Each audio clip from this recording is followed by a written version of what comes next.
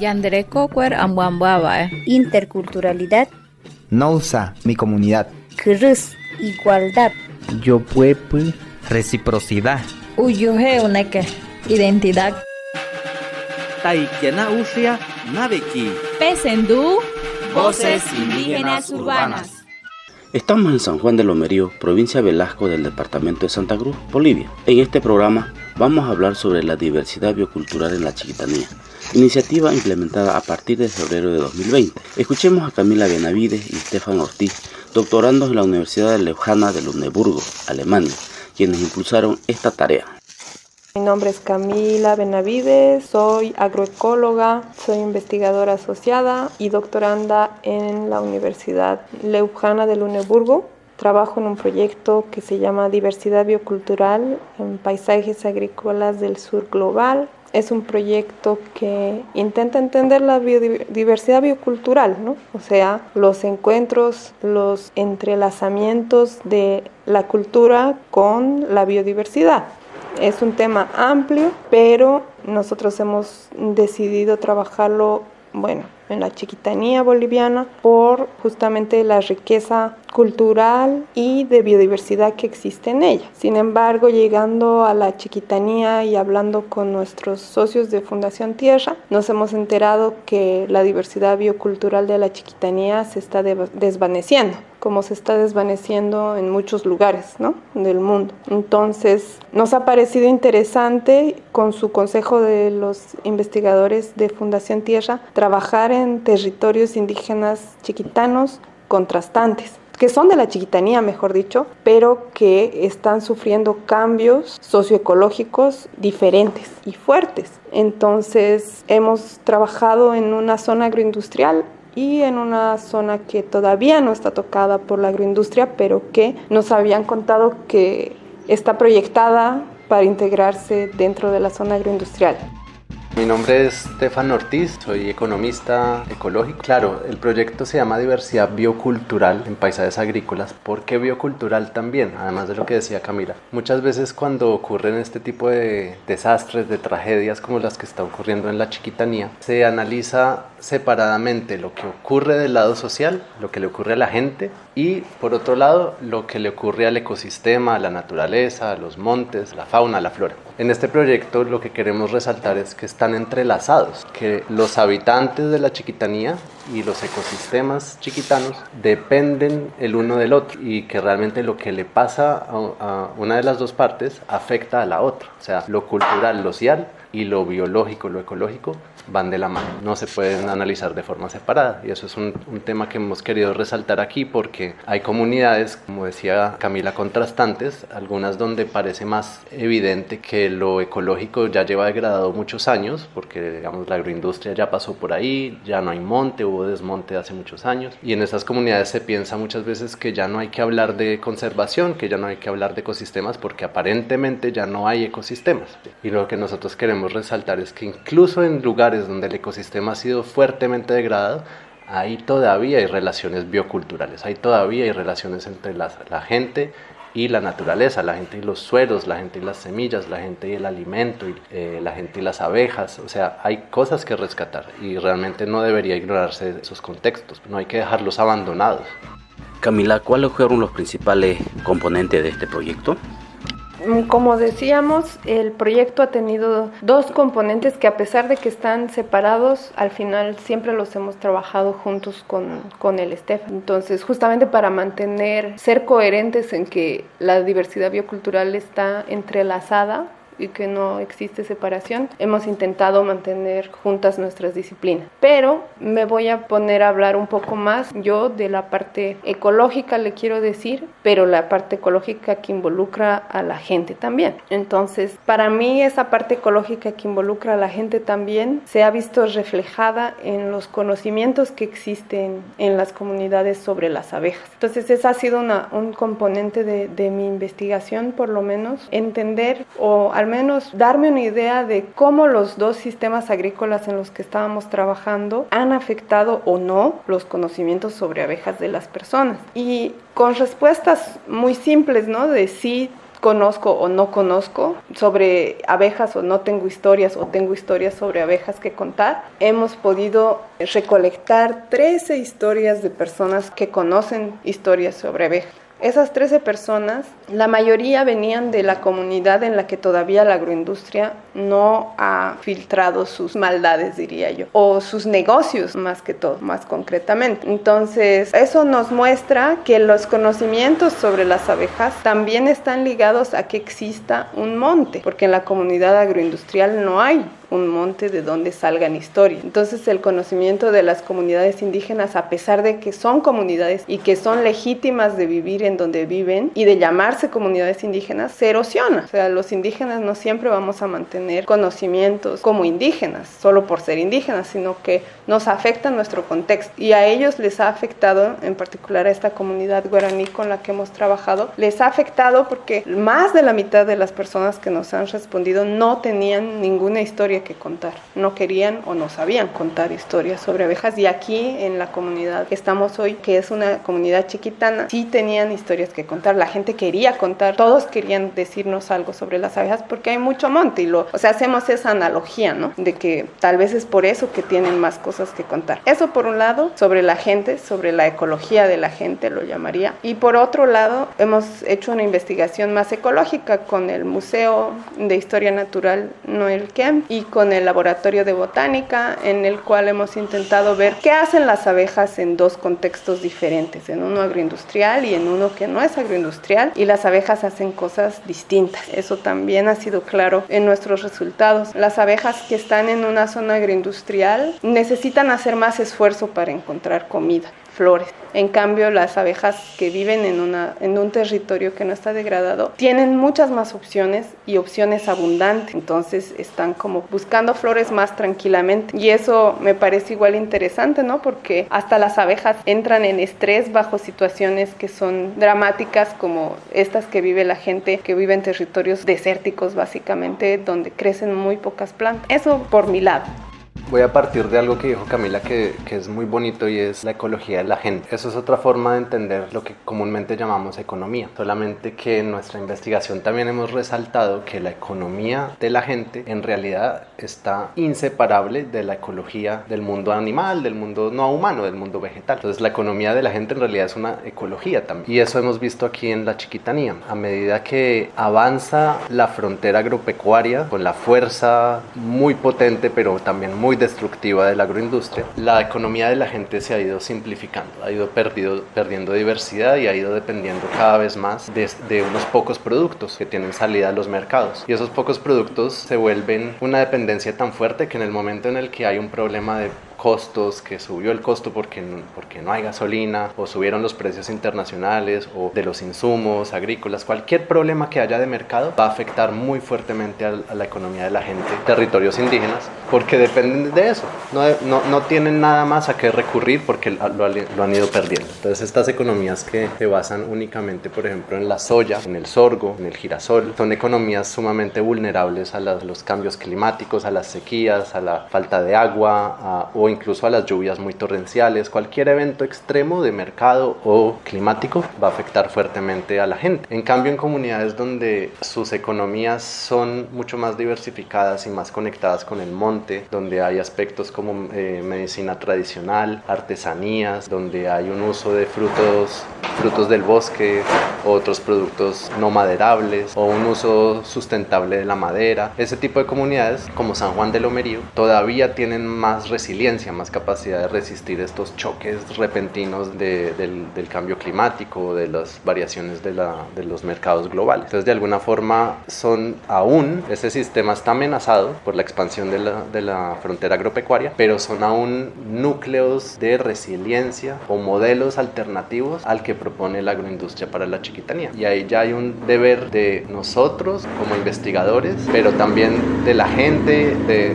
de la academia, de la política pública, demostrar que ese modelo existe, que es una alternativa real, que finalmente es el que ha existido ancestralmente en la Chiquitanía y han sobrevivido durante generaciones. ¿Y qué va a elegir la gente y qué va a elegir la política pública? Van a elegir el modelo más vulnerable, el modelo más destructivo, el modelo que no deja nada a futuro, suelos erosionados, fertilidad por el suelo, o van a elegir un modelo que ha mostrado resiliencia durante generaciones, un modelo ancestral que puede adaptarse a lo moderno, claro, puede también innovar en productos como se ha visto con la miel, con el copaibo, con el aceite del pesoe, ¿no? Cantidad de productos innovadores vinculados a esas economías más diversas, más bioculturales o ecologías humanas o economías de la vida, digamos. Entonces yo creo que ese es el dilema en el que está la Chiquitanía. ¿Qué modelo piensa seguir y a quién quiere favorecer con ese modelo?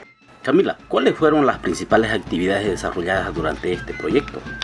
Hemos hecho acuerdos de trabajo con la gente y me parece súper importante esa palabra de acuerdos de trabajo con la gente porque hemos trabajado con ellos. Entonces, si alguien se toma el tiempo de venir contigo a mirar plantas durante todo el día, te está dando su fuerza de trabajo también. Y hoy por hoy, aunque no sea lo que más nos guste a nosotros y sobre todo al Estefan, que es un economista alternativo, el dinero es lo que la gente gana al día a día. Una quiere vender su maíz o quiere hacer su chicha y si te tomas ese tiempo, pues entonces los acuerdos de trabajo los hemos remunerado en la medida de lo posible, pero lo hemos hecho. Los productos han sido bonitos porque ayer justo eso les decíamos, hemos intentado como abarcar una gama de cosas que a la gente le interese. Digamos, si yo hago un periódico, tal vez lo va a leer mi tío, pero mi sobrina de 13 años va a estar como, ay, qué aburrida esta gente. Vos mismo, José, has hecho tus talleres sobre cómo hacer comunicación si una es joven y el hecho de que las chicas hayan hecho videos de TikTok y junto con Estefan igual han hecho este tipo de comunicación más por WhatsApp. Ha sido bonito y creo que es súper clave para que a alguien siempre de algún rango etario le llegue los resultados. Audios, programas radiales y ahora murales. Los niños igual se han estado involucrando bien orgánicamente. Sí, entonces ese tipo de formas de difusión, de comunicación de resultados de todo el trabajo investigativo, de todos los estudios, permite un acceso a la información más democrático finalmente y acerca la ciencia a la gente, que la ciencia no sea un monopolio de ciertas élites o de ciertas personas que pueden acceder a artículos en revistas donde hay que pagar para leer o de esta forma pues realmente el conocimiento que no le pertenece a unos cuantos científicos académicos pues se hace justicia de alguna forma, justicia epistémica le llaman algunos. Entonces sí, hicimos ese tipo de productos, resultados también de varios talleres y trabajos conjuntos, compa José Chubé, pues que hiciste talleres de comunicación comunitaria. Camila, ya les contará, trabajó un tema de abejas, de miel, meliponicultura, bueno. Camila, ¿qué otras acciones realizaron con la gente beneficiaria del proyecto? Como el tema ha sido agricultura, hemos visto que la gente sí tiene activos sus jardines y sus patios y donde están las abejitas también, en las dos comunidades. Lo interesante de la comunidad agroindustrial era que sus patios tenían muchas plantas. Pensábamos como un taller donde aprendan cómo regenerar los suelos. Vino una agrónoma a enseñarles cómo hacer compost, cómo hacer nutrientes para el suelo naturales que vengan de la casa y cómo guardar semillas, porque a veces una dice, ay, la autonomía, no hay que depender de la agroindustria, pero ¿cómo guardamos nuestras semillas? Entonces han también intercambiado sobre cómo guardar mejor semillas y por último, como el tema de nuestro proyecto eran abejitas y de las abejitas depende que hayan las frutas o lo que sea que plantemos en nuestros patios, pensamos cómo hacer que la gente no vaya todavía a desmontar o tirarse un palo para bajar y tener miel. Una forma práctica que la gente ya lo hace, de hecho, es tener tu toquito con tus abejitas ahí en tu casa y tú cosechar. Pero parece que a veces las abejitas se mueren más fácil si uno lo trae el toquito nomás a la casa. Entonces una investigadora que se llama Marcia Adler con otra investigadora que es Daniela Morón del museo. Ellas trabajan en eso, con muchas comunidades y sobre todo con mujeres. Y ya tienen grupos establecidos de gente que tiene sus productos y que los vende dentro de las comunidades y hasta en Santa Cruz. Entonces vinieron 2 personas más de la Asociación de Meliponicultoras y ellas mismas han impartido talleres sobre cómo hacer cultivos cosechar miel sosteniblemente y tenerlo en los hogares. Cómo involucrar a los jóvenes, ¿no? Porque muchas veces los que aún van al Chaco, los que aún mantienen algo de reflexión sobre el futuro del territorio, o por lo menos los que suelen conversar o participar en los estudios, pues son los adultos y varios adultos mayores también. Y los jóvenes suelen quedar un poco relegados. Entonces, aparte de los talleres de comunicación, que en eso, pues como decía Camila, usamos TikTok y otros medios más cercanos a los jóvenes, también como cierre y como parte de la etapa final del proyecto involucramos otro acuerdo con unas aliadas que han sido maravillosas, que se llama el Teatro Acaracu de Santa Cruz, y nos están acompañando con varios talleres de creación teatral. Y esto ha sido un trabajo muy bueno, porque eso le permite sobre todo a los más chicos, expresarse en la forma que les gusta, expresarse cantando, jugando, moviéndose, usando el cuerpo y no sentados siempre en un aula, en una silla, escuchando por horas hablar al maestro, a la maestra, sino que no, están afuera, están moviéndose, hay pintura, hay máscaras, hay música, y entonces todo esto está vinculado igual a contar esas relaciones bioculturales que decíamos, a contar esa historia de sus comunidades, de cómo han transitado durante los años en la búsqueda de un mejor futuro, de una prosperidad, de una tierra, de un territorio, y entonces esto los involucra y los hace sentirse parte de algo, sentir que su voz cuenta. Me he olvidado decir que en la parte de los talleres está participando, del mural, está participando una artista genial que es Angie Saku, que hace murales sobre relaciones entre la gente y la naturaleza, y es una persona que tiene una delicadeza para tratar este tipo de temas y retratarlos en murales muy bonitos, y tenemos el gusto de que también esté participando y que sea también parte del Teatro Acaracu. ¿Cuáles fueron los principales aprendizajes que encontraron durante el desarrollo del proyecto, tanto en San Juan de Lomerío como en 16 de marzo Cordillera? Mi primer aprendizaje ha sido callarme y escuchar. Es que cuando trabajas como bióloga, y lo he visto con mis colegas igual, en las venidas hacia el campo, siempre era como hablar con la gente sobre abejas y digamos que me digan, esta se llama suro, que las biólogas, no se llama suro, se llama Scaptotrigona polisticta, porque estamos formateadas de esa manera. Nos enseñan que hay algo científico, entre comillas, que es lo válido y que es así la vida, ¿no? Y no, creo que eso me he dado cuenta mucho al escucharle a la gente, que yo sé mucho menos de lo que creía. Bastante comunicarlo, pero comunicarlo no desde los ojos de una investigadora, sino como comunicarlo desde sus propias voces. Son sus voces de las señoras, son sus voces de los compañeros igual. Es dejar esa arrogancia académica, pero no solo está en la academia, está en las ONG, está en las instituciones. Somos muy arrogantes, creemos que...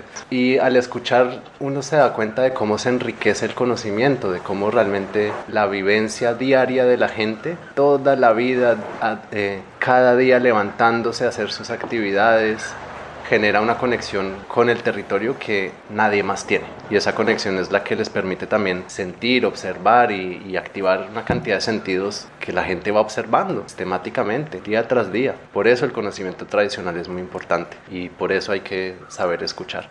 En nuestro proyecto logramos hacer acuerdos de trabajo con distintas personas de las comunidades que han participado como promotores, promotoras, han aprendido en talleres que hemos facilitado con expertas de aquí de Santa Cruz, pero también han enseñado, ¿no? Y han mostrado su capacidad de observar y de sintetizar información y de contarnos cosas también. Entonces yo creo que la investigación debe abrirse a este tipo de diálogo de conocimientos, diálogo de saberes, intercambios, porque de eso solo puede salir un conocimiento mucho más profundo y más aplicable, más coherente. Yo quisiera que ustedes también nos den algunas recomendaciones, ¿no? En base a los resultados que ya o hallazgos que tuvieron, pero también qué recomendaciones dan para quienes nos escuchen. Hay que hacer un esfuerzo grande y urgente por salir de esa ilusión, la falsa ilusión de que un producto de exportación nos va a sacar de todos los males. La instalación de estos sistemas productivos requiere deforestación, requiere cada vez más tierra, y a medida que se agarra tierra y la agota, entonces ¿qué hacen? Claro, se necesitan nuevas tierras para seguir manteniendo los niveles de rendimiento económico. Entonces hay que deforestar, hay que ampliar la frontera, y esto es una especie de rueda sin fin de la que nunca se sale, una especie de adicción. Por eso entonces este es un sistema completamente expansivo, colonizador y destructivo. Me atrevería a decir, es casi como un cáncer, ¿no? Entonces mi recomendación es dejar de caer en esa falsa ilusión de la bonanza, del producto prometedor de exportación y no sé qué, y más bien reconocer y ver el potencial que hay en esas redes diversas económicas, en esa conexión que tienen los pueblos indígenas con los montes, los distintos usos que tradicionalmente les han dado.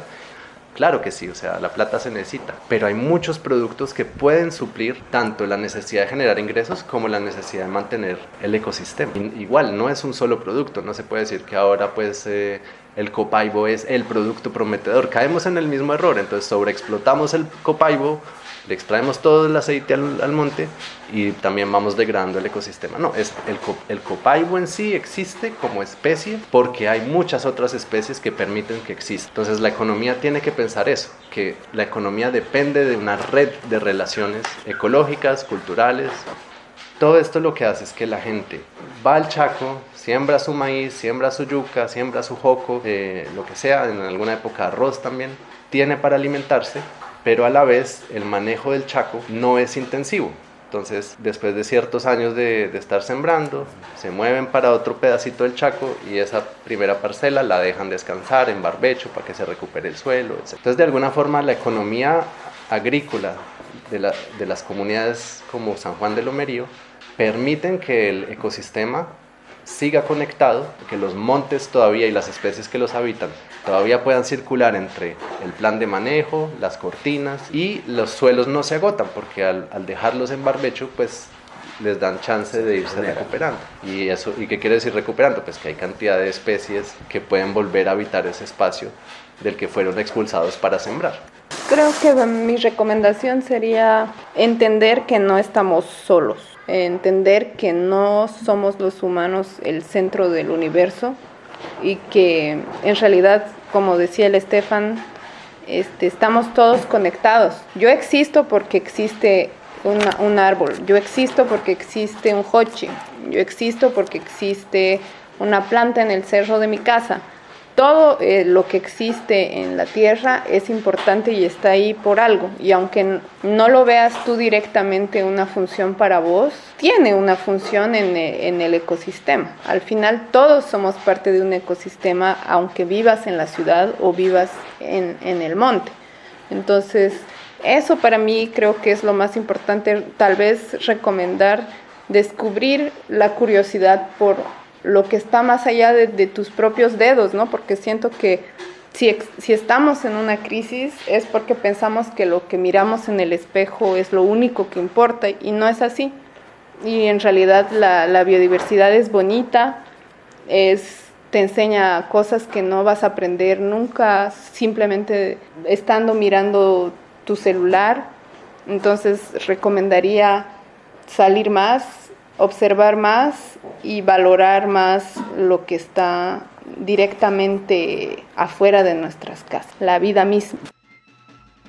Por eso, en este estudio nos acercamos a las comunidades, a sus territorios, a las plantas y animales que habitan sus montes y que cruzan sus caminos. Quisimos entender cómo trabajan la tierra y construyen comunidad los habitantes de San Juan de Lomerío. También cómo los cultivos, los animales del monte, las plantas y los árboles se relacionan para hacer posible la vida, el alimento y la cultura chiquitana. Así llegamos al final de esta programación. Nos vemos en otra oportunidad. Hasta la próxima. Fue una producción de Voces Indígenas Urbanas, desde Santa Cruz de la Sierra, Bolivia.